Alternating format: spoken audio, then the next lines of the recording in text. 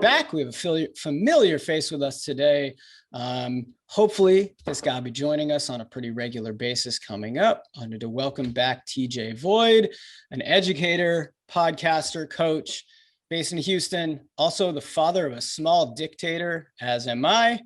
TJ, tell me that you're a toddler dad without telling me you're a toddler dad. Let's see. No nap, right, equals no evening fun for anyone. No nap is no evening fun for anyone. Also, the first taste of orange juice meant I had to take my son outdoors because the house couldn't contain his energy. Unreal. The sugar was overtaking his body. I always wonder, like, if it's a toddler boy thing, and I hate to be so like gendered about it, but I do. From talking to other parents with toddler boys, I really do think there is a difference in the behavior of toddler boys and toddler girls. Like, my son is completely just uncontrollable as well. I mean, he's a complete fucking maniac all the time. Right. I think it is, man. I think it's the whole maturity thing, right? Because my sister actually has a set of twins that are a girl and a boy. And when they turned about 3, people say terrible twos, but 3 is the age. When they turned 3, she was kind of calm, and she would even look at him sometimes like, dude, what is going on? Meanwhile, he's flipping off the side of the couch and standing on his head to watch TV, just weird stuff. Yeah. And I think it is, man. Boys I think it's this flip that they just flip the switch. It's like, wait a minute, certain things just don't hurt anymore. So it's all downhill from there, man. Then they spend, I say this often, they spend the entirety of their days just trying to commit suicide. The whole time. 100%. Death jumping wish. off the stuff like, dude, what are you doing? Yeah. Death wish, man. We were at the park yesterday, and I was throwing the ball for the dog, and I turn around, and this dude is climbing up this like sheer wall of a play structure that has those like, rock climbing kind of handhold things, just by himself, just cruising up it. And I'm like, oh, okay, that's what we're doing now. So I like, turn around and run over. Unfortunately, he's fine. But like, things like that constantly happening. They do teach you, though. They do teach you that oftentimes as parents, we kind of hamstring our kids because we don't want them to get hurt. But they can do a lot more than we think. And they figure it out. And he's, my son is, he doesn't have fears of things you should be afraid of. Yeah. Like, he'll run full speed into stuff. But if there's a small, tiny, itty bitty little bug on the window, outside of the window of the car, he's freaking out. Yeah. There's just no balance, no rationale there. I mean, you can't be rational with a 2-year-old. No, right? the sad part is 30 years from now, it's not much different. So true. What it is. True. Hey, why you gotta out us like that, man? That's true. All right, so let's get into it, man. So lead us into this discussion. Yeah, so we're having, as we the sports calendar starts to ramp up some, right? The NBA is getting to the playoffs. Baseball is starting. One of the things that have started to have more talk about, obviously, is the NFL draft. So, and we all know crown jewels of all NFL drafts are quarterbacks, right? But with the shift, man, in the society, as well as just what the NFL quarterback looks like and what the NFL quarterback requires, there has been a curious case of Justin Fields.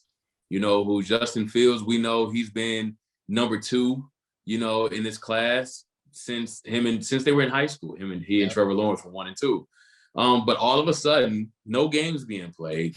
He's just starting to take this little bit of a dive. This narrative is starting to build about him, and it's starting to build momentum, unfortunately. A part of that narrative is that he's bad at making progressions.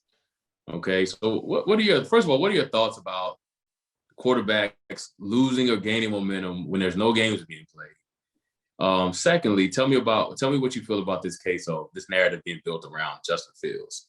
Yeah. Well, for one thing, it's tough, I think, to judge guys when they're not playing, right? Like you said before off air, you're like tail of the tape, right? Like why don't we judge these guys based on what we can see? So Justin Fields hasn't played a game since January, right? And here we are sitting in April. And last we saw of him, he was playing incredibly well in the college football semifinal, right? He broke his ribs basically. Six touchdowns, right? Throws for 6 TDs, and he's just absolutely crushing people. Next thing we see of him, the next performance we see of him, he's running a 4.4, right? He's six, what is he? 6'3", 230, something like that. He's a big dude. Yep. He's a big dude with a cannon, and he's running a 4.4. That's just ridiculous. So the things that we know about him, that we can physically see about him, are all clearly excellent, and clearly his ceiling is really, really, really high, right? So it seems to me that the narrative emerging around him is a little bit unfair, honestly. And like, I think you can touch more on this as well, but it seems like a lot of black quarterbacks, when they're coming out, run into this, particularly after the game stop, right? Particularly at places like the Senior Bowl, and after they've been done playing any games. And now all that's happening is the jockeying on the draft board, right? So what really prompted a lot of this too is the Niners trading up a few weeks ago to the 3rd spot, because everyone knew they were going to take a quarterback. And for whatever reason, your boy, Zach Wilson, jumps to number 2. Everybody's saying the Jets are going to take him at number 2. So now really it's a debate about who's going to go 3.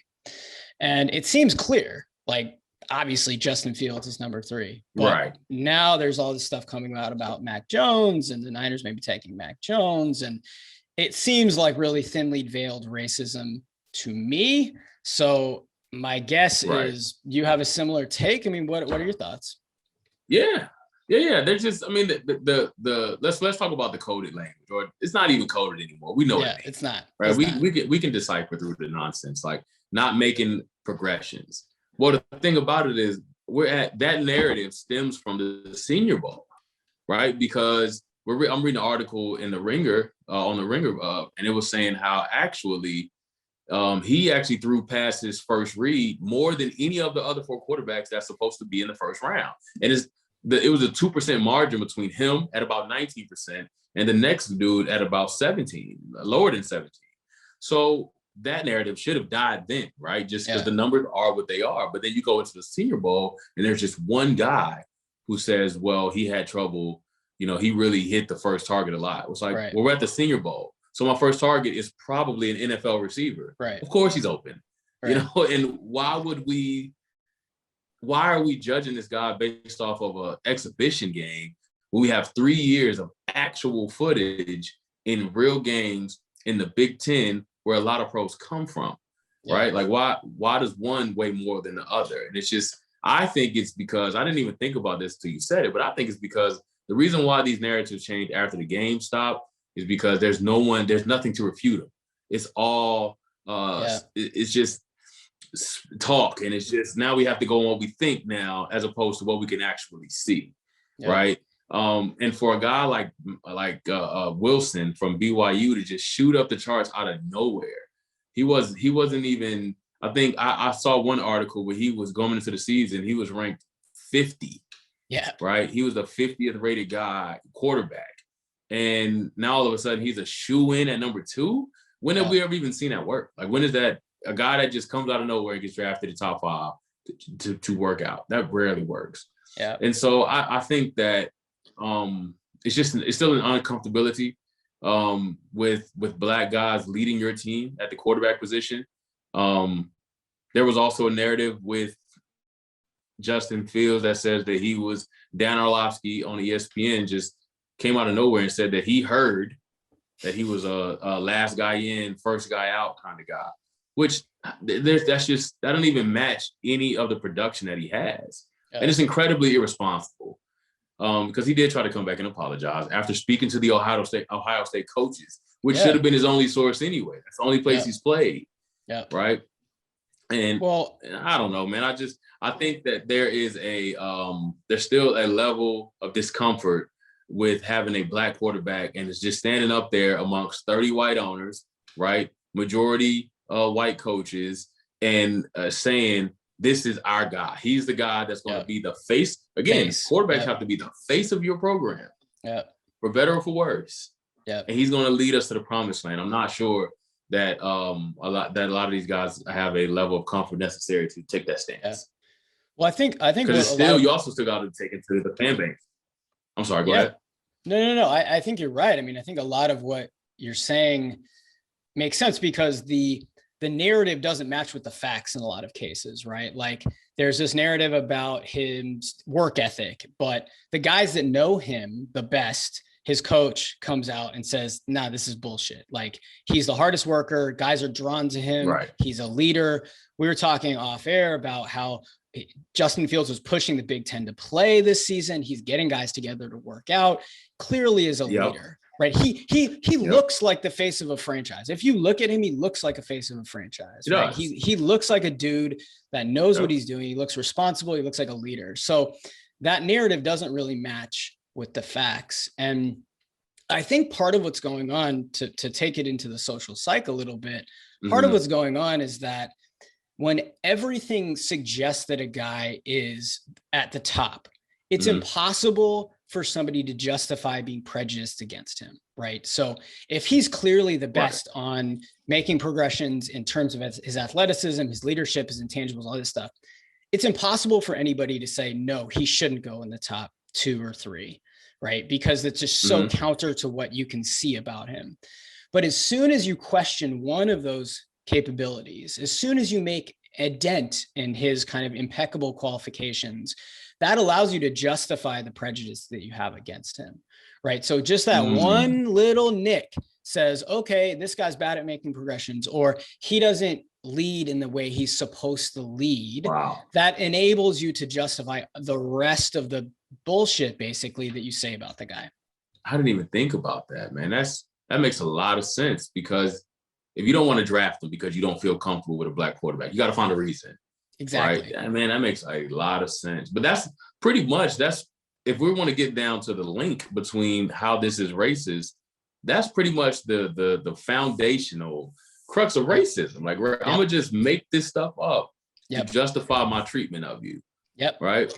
Wow. So it's just not even thinly veiled anymore. We know what it is. Like, that's, I'd rather them just come out and say, I don't feel comfortable with a black guy leading my program. Just go back to their hideouts, wherever they go. But the crazy thing about these narratives is, like you said, they don't match, but also when there are facts present, like Trevor Lawrence, who's been the number one guy since he was in high school. Okay. He's won all the games. He's won all the games. He got the long hair. He comes into Clemson. He starts right away. He wins right away.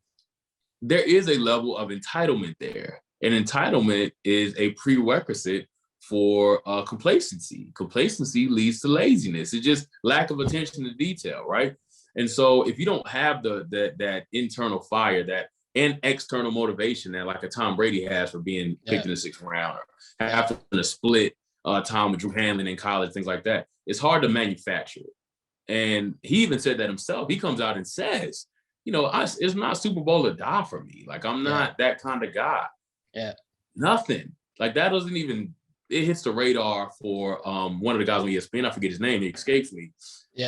He even came out and said, if Justin Fields were to say this, he would go in the 3rd round. Yeah, he'd be crushed. You remember when Michael Vick said that he didn't study film? Like, this was, and they killed him for it. Crushed, man. Killed him. Didn't even matter that he was the only guy at the time to ever have $200 million contracts due to his production. Doesn't matter. Killed him because he said that. Yeah. And I think it's because I heard an analogy, and I'll cut it short. I heard an analogy a while back that said that a lot of times when white people are uncomfortable with black guys, it's because they view them as if you would view a gorilla. Like you raise it, you know all its ins and outs, you feed it, you take care of it, but in your mind you're thinking this gorilla can turn into a violent gorilla at any point, and there's nothing I can do about it because that's a gorilla, right? And so they're thinking the same thing. And so you sit back, if you're uncomfortable, like you said, as soon as one pseudo thing presents itself, it's like, I knew it. Right. I knew this. I knew that we can't take this guy because of ABCD. And so we're going to go with this guy who they call fit the part, which we know that fit the part just means All-American looking white guy. Right. So, exactly. Yeah, that's I think that was what was most shocking to me about that's crazy. And Trevor.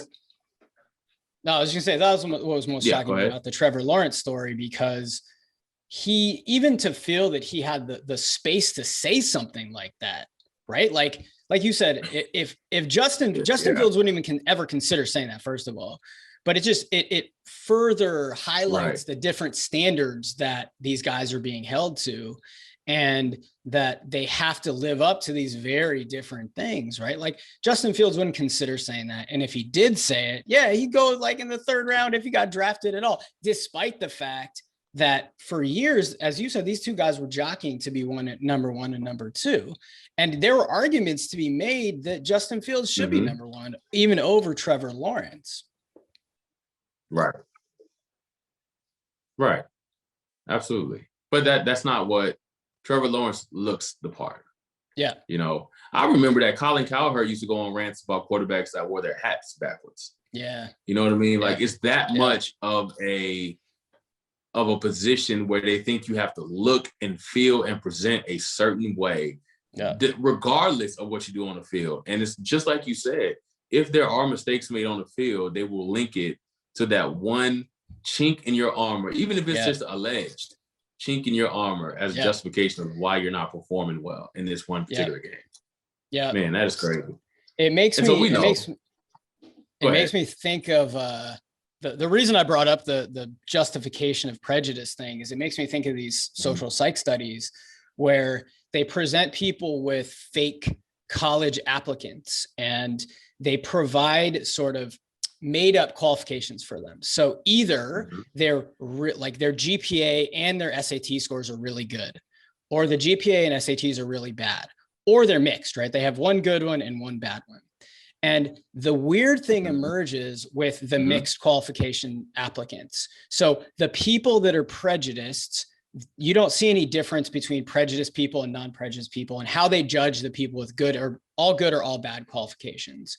But where you see a difference is how they judge the mixed qualification applicants. People that have prejudice judge the mixed qualifications applicants that are Black to be worse than the mixed qualification applicants that are white. Right. So they're using that one thing, again, the fact that they have a good or bad SAT score or whatever, to justify the fact that they have this prejudice, because nobody can then come at them and say, well, you only marked this person down because they were Black. They'd say, well, look, they had a shitty SAT score. That's why I marked them down. Right. So they're using this one, like you said, chink in the armor to justify that prejudice that they have, to rationalize the prejudice that they have. And I think and I'll cut this off, but I think what's important about that is there's other research that shows holding on to that kind of relatively benign prejudice allows people to hold on to and engage in more overt and more discriminatory forms of prejudice too, right? So it's not just that people hold on to these like kind of sort of negative attitudes, but it allows them to hold on to stereotypes that are much more severe as well. And I think we just see that playing out here. They're part of that bigger picture, right? Yeah. Yeah. They're part of that bigger picture. Like, again, we know that the narratives that are linked to Black quarterbacks are not far. Actually, you know what? I would say that they're first cousins, if not bedfellows, with the exact same ideas of Black people in general: lazy, unintelligent, physically gifted, but not necessarily cerebral. And so, which is odd because in today's NFL, you need to be athletic to be the quarterback, right? Think about the good quarterbacks. They're outside of Tom Brady, right? Who stands and deliver in the pocket and are effective quarterbacks, Super Bowl contending quarterbacks? Yeah, nobody anymore. Russell Wilson, no. Pat Mahomes, heck, Aaron Rodgers. He was praised for being able to throw off schedule, different platforms, hollow, cross his body, all of that stuff. Yep. And so for that now to be some sort of detriment, because I run a 4.4 and I'm 6'3", 220, and I look like this, and I can't. For that to be used as a detriment is just prejudice and discrimination in its purest form, you know. And it's just like you said, it's just those small puzzles for the bigger picture of just prejudice in general. Yeah. Right. Those large, more overt forms of prejudice, which kind of leads us to our next discussion point, man, is that which is, we all know that COVID has kind of taken over our lives. It's a part of our lives now, right? We're never going to get rid of it. It just is what it is. We're already over a year into this thing, which at the time I never thought it would be a whole year, let alone seriously, where we're at now. But so as obviously as the bubble started to happen and sports started to pick up, vaccines started to come out, right? And there was a push for everybody to get it once it becomes available. So how do you feel about these, such as I'll take the NBA, for example. They're not making it mandatory, but they're giving you incentives if you have it, right? Yeah. Like you can bring more crowd in. Players don't have to go through the protocol as hard. And they have NBA, like they have NBA sanctioned advertisement around the vaccine. Mm-hmm. So what are your thoughts about just using those persuasion tactics like that in terms of vaccinations? Yeah, I actually think it's brilliant, honestly. I mean, I have been, to my, Twitter following of 7, I've been espousing this kind of approach for a while. I mean, I think it's actually really important to get athletes, especially prominent athletes, on board with the vaccination or with the vaccine campaign, because to put it simply, people will listen to them, right? It may not be directly, it may not go from LeBron saying get vaccinated to a 1-to-1 where every single person who sees him gets vaccinated, but that does have an impact on people.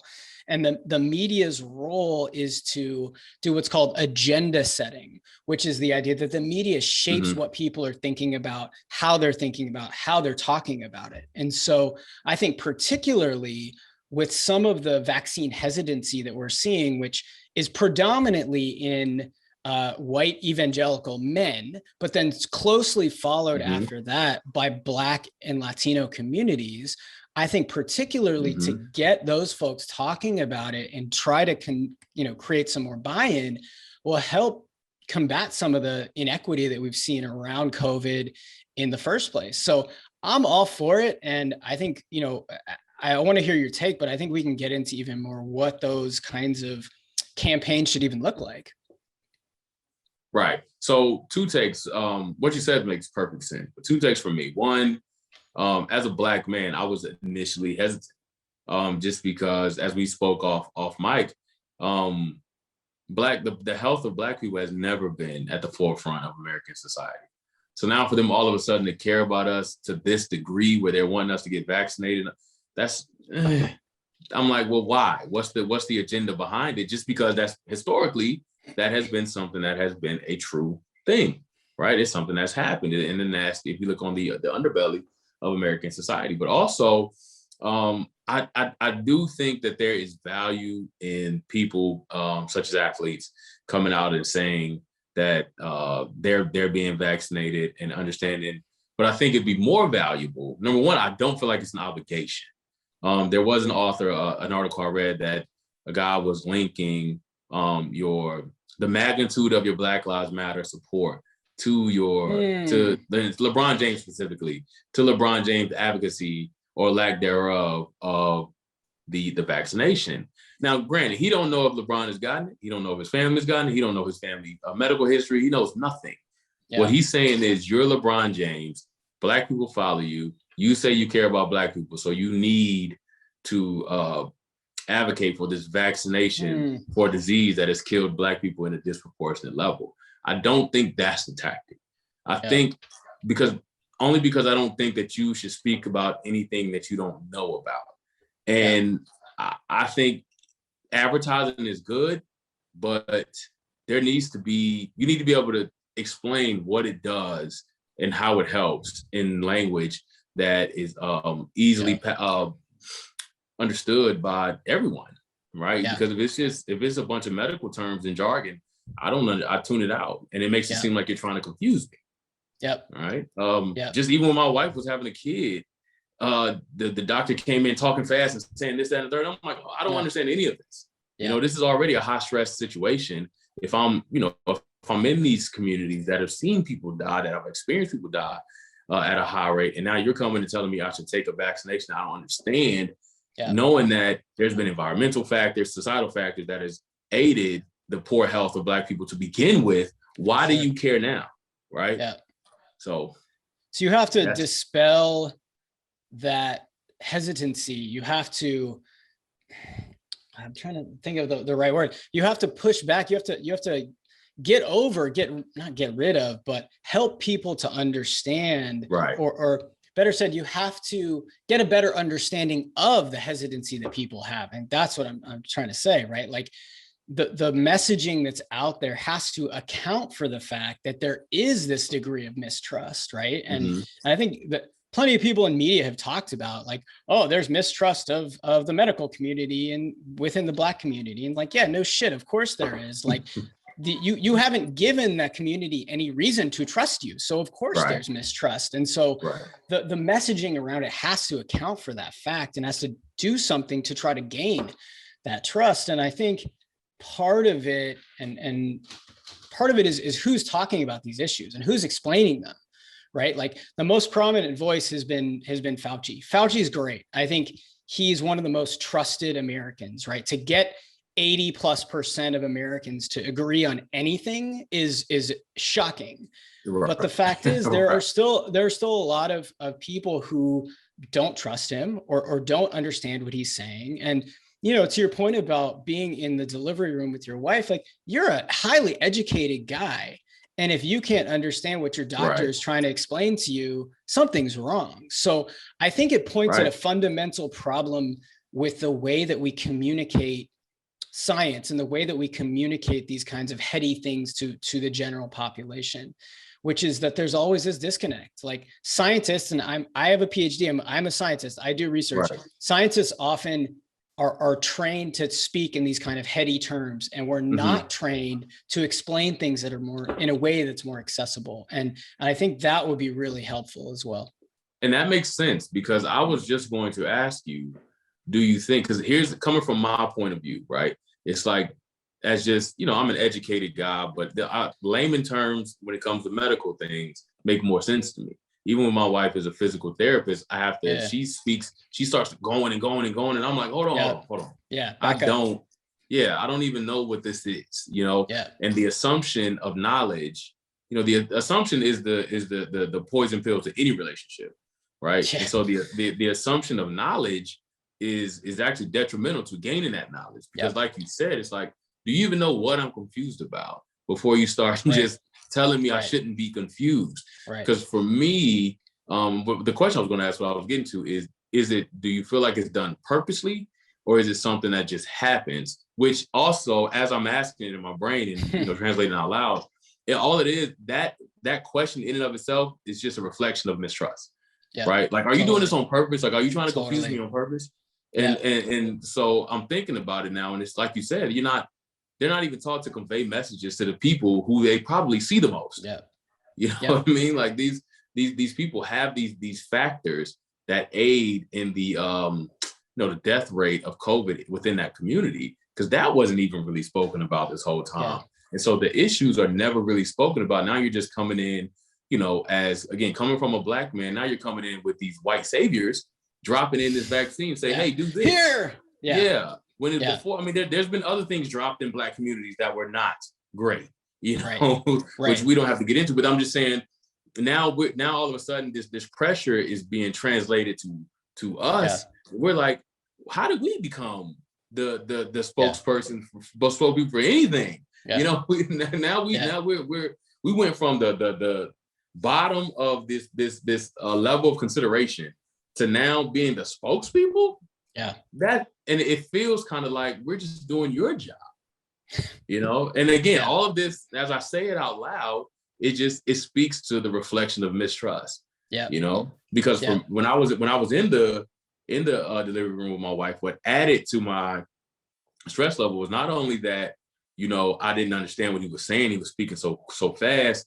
You know, I also know that Black women die giving birth exponentially higher than any other race. And so I'm like, there's all these factors that wasn't even considered by the doctor that's coming in, you know, who told me, you know, 3 weeks prior that he was going on a ski trip on this, within this next week. So we need to have the baby, or we're going to have it with somebody else. You see what I'm saying? So all of these things that are built upon are not considered. You're just trying to come sprinkle this vaccine over the top of all of our concerns. Yeah. I think that's, and it just doesn't work that way. Yeah. I think that's a great way to put it, TJ. I mean, you said that you're coming in and sprinkling this and saying, all right, believe us now, right? When in reality, you've been given no reason to believe what people are trying to peddle. So that just, again, just reiterates the fact that I think the first step has to be to deal with this mistrust that exists, right? And to rebuild that. And one of the best ways that I think research would suggest to do that is to better explain things in a way that are accessible, right? If people have a better understanding of what exactly this vaccine is doing, why it's important to take it, why you should believe that this isn't going to have any adverse side effects, right? Like, if there's a way to explain those things in a way that's culturally accessible and that's relevant to the people that you're trying to convince, it has a much greater degree of being successful, where versus just coming in, like you said, with a white savior complex and saying, all right, take this shit. We need you to take it now. Now we care about your health. It's like, right. Oh, wait, where you been for the last 450 years? Seriously. And which also speaks to, because there are, older white gentlemen telling us, which I'm sure they have pure intentions. We're not trying to paint anybody as any sort of devils or that they have ill intent. But this also speaks to the pool of people that they have to choose from, which speaks to, the lack of diversity within this medical field. Like there aren't enough young, Hispanics or Latinx or, Black individuals, male or female, to come and sit down and have conversations to kind of bridge that gap. We're not saying you need to be exclusive. Like, this Black person go speak to that Black crew. This Hispanic go speak to that Hispanic. This No. We can all sit together, and then maybe I can even explain to you, where these questions are coming from, why these questions are prevalent, and that way we can have, whenever you go out, now you're more well informed to be able to have these conversations more effectively. But if we don't ever create that pool of opportunity to even have those people to choose from, then this gap is going to be really hard to close. It's going to be really, really hard to close, which, we talked about it before. Wouldn't you just want the best people available, regardless of race, gender, creed, whatever? The best people available should be the ones who you're choosing from, and the ones in that pool of opportunity. But that's just what American society has come to. And it's just, the COVID has just shined a light on all those little things that we didn't really consider until now. It's like a life or death situation. Yeah. So, yeah, man. So let's bring it back to the core question, which was, what role can athletes play in helping to dispel some of this mistrust and getting, hopefully increasing vaccine uptake in these communities? Like, do you see there being an effective role for athletes in that debate? I do. I think that they can advocate for, I think they should advocate for gaining knowledge. Like, maybe not say get it or else, or don't get it because of this. Hey, here's what I did. I got the vaccine because here's how it affects me. I'm on my second dose. I'm already 2 weeks. I'm considered fully vaccinated. Here's what that means. In 6 months, I have to get a booster. Go get your family history check. See how that stuff is more, to me, that sticks more, because it's ownership of information, as opposed to saying do this or don't do this. That's how I think the advocacy should be. Showing Dr. J getting a shot doesn't do anything for me. Showing Bill Russell, that doesn't do anything for me, right? Because number one, are you following them in the next month to say, how did this affect you? Because I know for me, the first shot, I slept for an entire day. The next day, right? Other people, the second shot, they had to take off work because they just felt terrible. For me, I had the chills for about 2 hours and I was good. Yeah. So go through that, like the whole process. That's what I think. What do you think?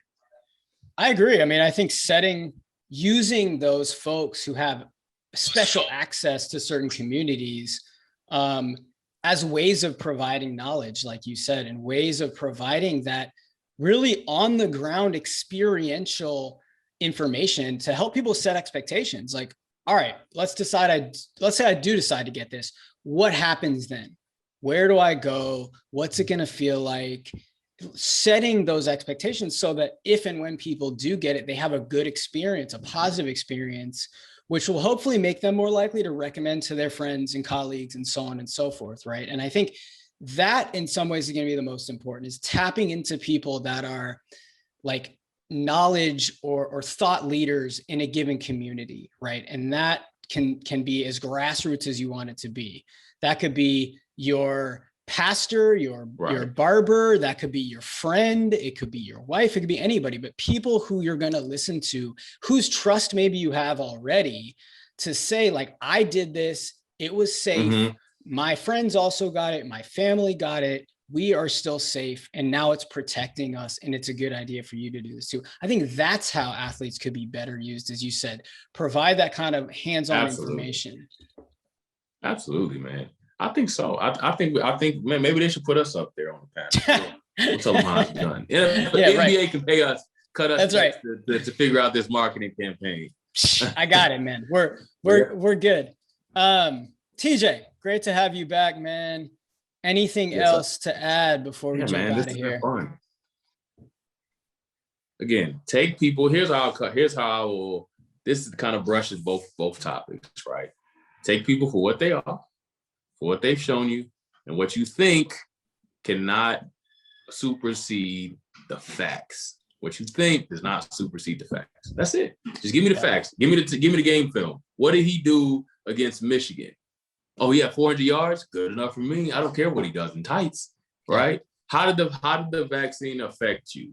Okay, now that's something I can actually use, because that's real knowledge, man. And that's it. Yeah. That's all I have. Yeah, that is very well stated, sir. Before we get out of here, pitch your pod. I know you guys changed the name. Tell us what's going on with your podcast now. We did, man. We changed the name to Solve for X. We actually just put out our second episode today. This time we take atypical approaches to solutions of modern issues. And the issues, our approach is not that we know the answers. We don't really have pre-pro meetings or anything like that. We come up with our topics and we just kind of talk through them online, live, right? So the first one was about consistency. So here it runs a gamut. And then the second one was dropped today is about, mass shootings and then the aftermath. And so just give it a listen, man, and follow us on Twitter, we're Solve for X. On Instagram, we're Solve for X Show. And just tap in with us, because we represent it like a community. Like we want your feedback so we can hear what people are saying, hear what they're feeling, and we can always jump back into a topic based on new information. And so that's about it. Beautiful, beautiful. Well, thanks everybody for listening. Great to have you back, TJ. Please don't forget to rate and subscribe where applicable. As a reminder, you can find us on Twitter at HeadGamePsych. I'm on Twitter at BD Rosenberg, PhD, and this guy is on Twitter at TJ Void. Easily done, easily found. Beautiful. Thank you, everybody. We'll see you soon.